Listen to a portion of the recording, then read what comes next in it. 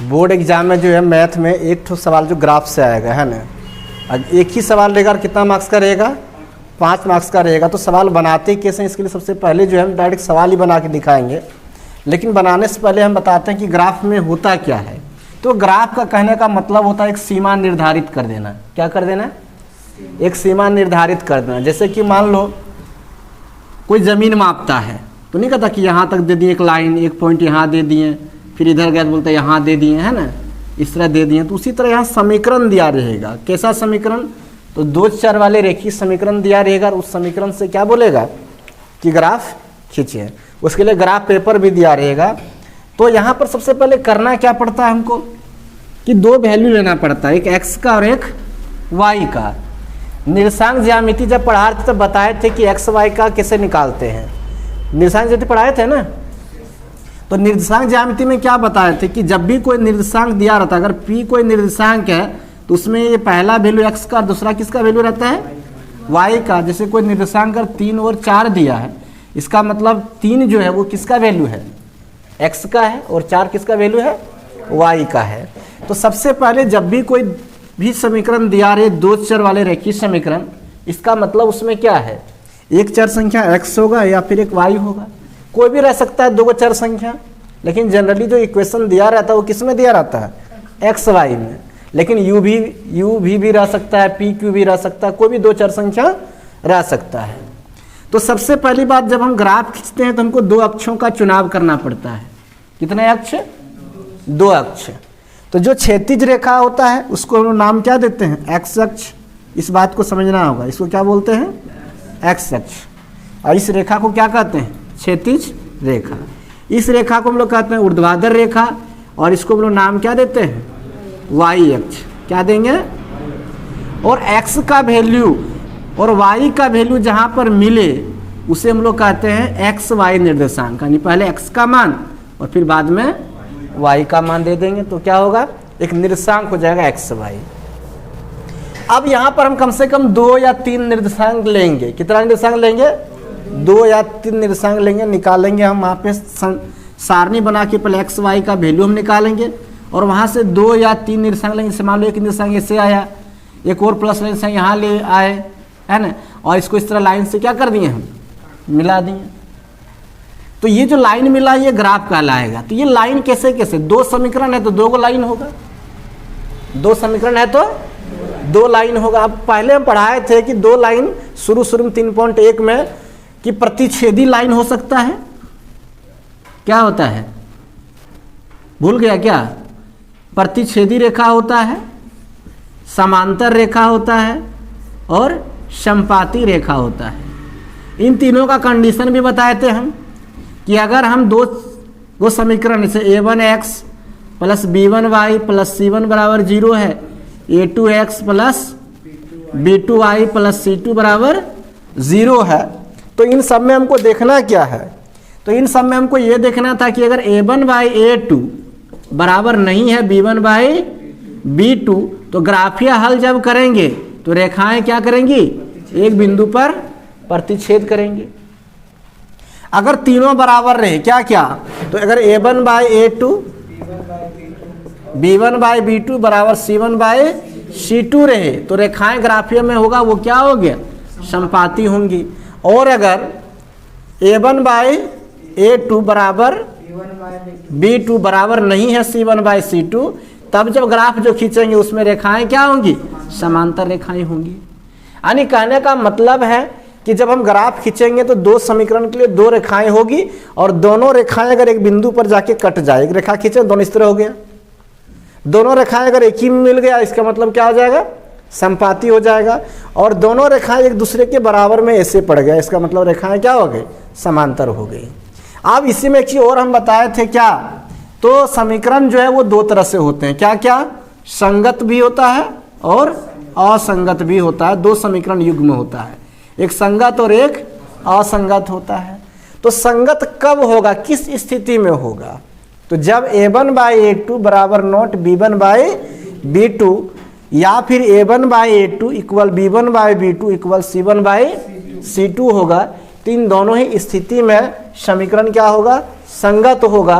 और अगर a1/a2 b1/b2 equal not c1/c2 है तो समीकरण क्या होगा, असंगत होगा। इसको हम क्यों बताएं, तो इसका वजह यह है कि कभी कभी समीकरण में दे दिया जाता है कि जो समीकरण संगत है उसी का ग्राफ खींचें, जो असंगत है उसका ग्राफ नहीं खींचें। जैसे तुम लोगों का जो एनसीईआरटी का बुक है इसमें 3.2 में कह रहा है 4 नंबर सवाल में कि जो रेखीय समीकरण युग्म संगत है या असंगत है पहले चेक करना है, यदि संगत है तो उसको क्या करना है, ग्राफीय विधि से हल करना है। यानी कहने का मतलब है संगत रहेगा तब करा, लेकिन याद रखना असंगत है तो उसका भी ग्राफ हम खींच सकते हैं। एग्जाम में ऐसा लिख के नहीं देगा, एग्जाम में सिर्फ 2 इक्वेशन दे देगा और बोलेगा इसका क्या करना है, ग्राफ खींचना है। ठीक, तो फर्क सिर्फ क्या होगा कि अगर संगत समीकरण है तो ये स्थिति होगा प्रतिच्छेदी या समपाती, और असंगत समीकरण है तो ग्राफ क्या होगा, समांतर होगा दोनों रेखाएं। कोई दिक्कत यहाँ तक? हम खींचकर भी दिखाएंगे, पहले कुछ और बात समझाते हैं ग्राफ खींचते कैसे। ये तो था समझाना कि किस प्रकार से ग्राफ की रेखाएं होंगी।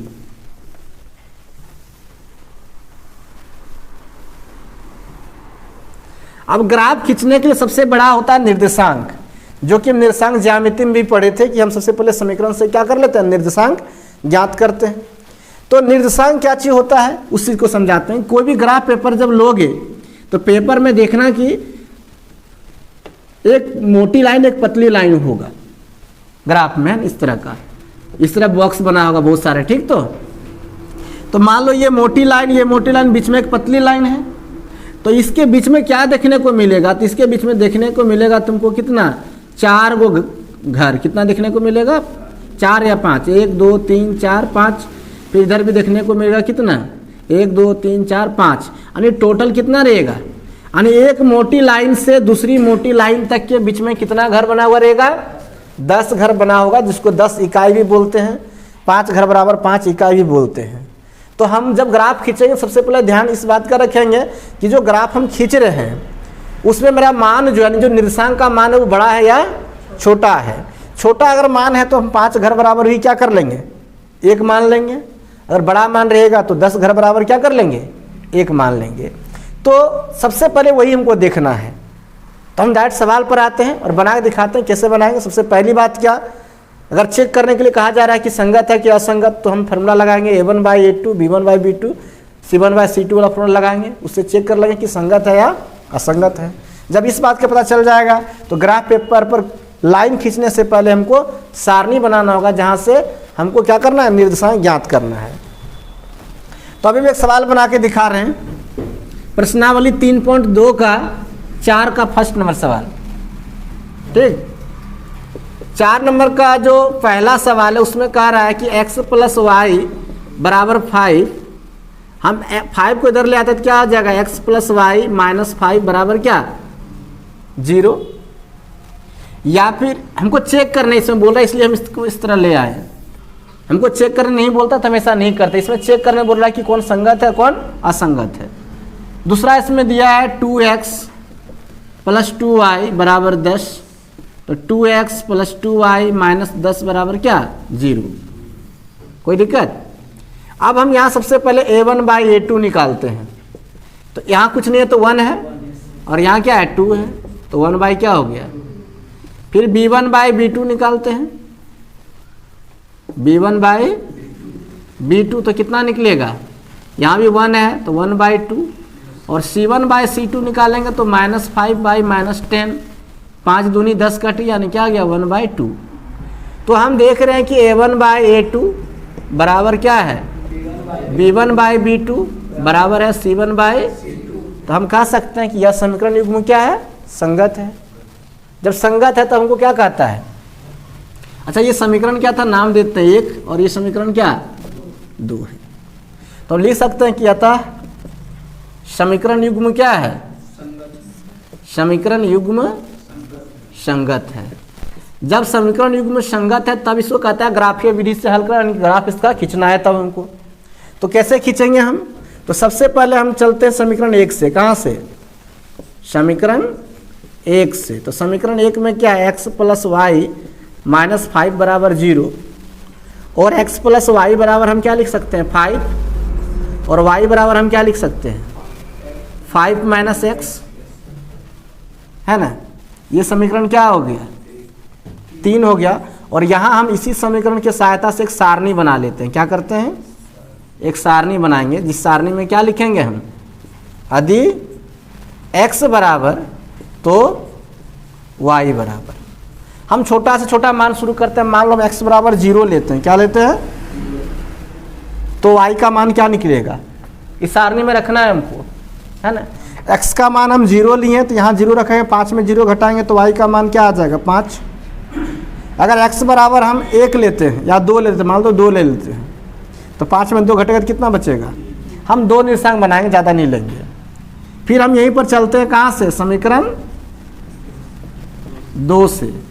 समीकरण 2 मेरा क्या है, 2x प्लस 2y माइनस क्या 10 बराबर 0। हम यहाँ 2 कॉमन ले सकते हैं,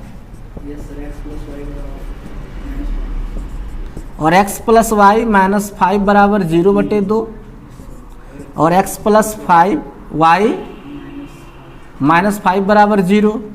यहाँ से y बराबर x प्लस वाई बराबर क्या लिखेंगे हम, 5, और y बराबर यहाँ से क्या निकल जाएगा, 5 माइनस x, ये समीकरण क्या 4। और यहाँ से हम सारणी बना, ये सारणी 1 बनाए, एक और सारणी हम बना लेते हैं, सारणी 2, जिसमें हम क्या लिखेंगे, वही बात लिखेंगे कि यदि x बराबर तो y बराबर।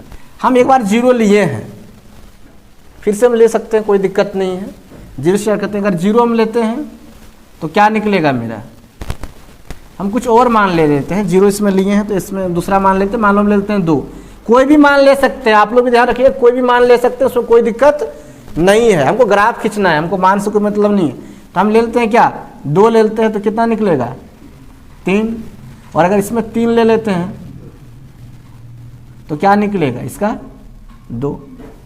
तो यहाँ मेरा 2 सारणी निकला है ना, एक निकला ये वाला और एक निकला ये वाला। इसके आगे हम क्या करेंगे हम बताते हैं, पहले यहाँ तक इसको नोट कर लो, है ना, आप लोग फटाफट नोट कर लीजिए, फिर आगे बताते हैं क्या करना है। चलिए तो ग्राफ खींचकर दिखाते हैं, इन दोनों सारणी का ग्राफ कैसे खींचते हैं। अगर यहाँ पर एक डाउट अगर मन में होगा कि अगर कोई ऋणात्मक मान रहेगा तो क्या होगा, हम ऋणात्मक मान भी ले सकते हैं। यहाँ पर कोई अगर बड़ा मान ले लेते तो आई का मान ऋणात्मक आ जाता, तब क्या होता उसके बाद थोड़ा देख लीजिए, ग्राफ में ही पता चलेगा ये।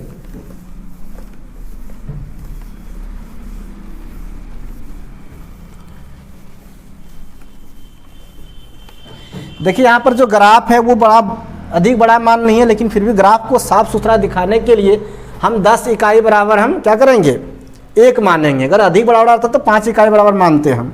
यहाँ 10 इकाई बराबर 10 रहे, 10 घर बराबर हम 1 लेकर चलेंगे। अब हम बात करते हैं ऋणात्मक मान का, कि ऋणात्मक मान था तो क्या करते हैं।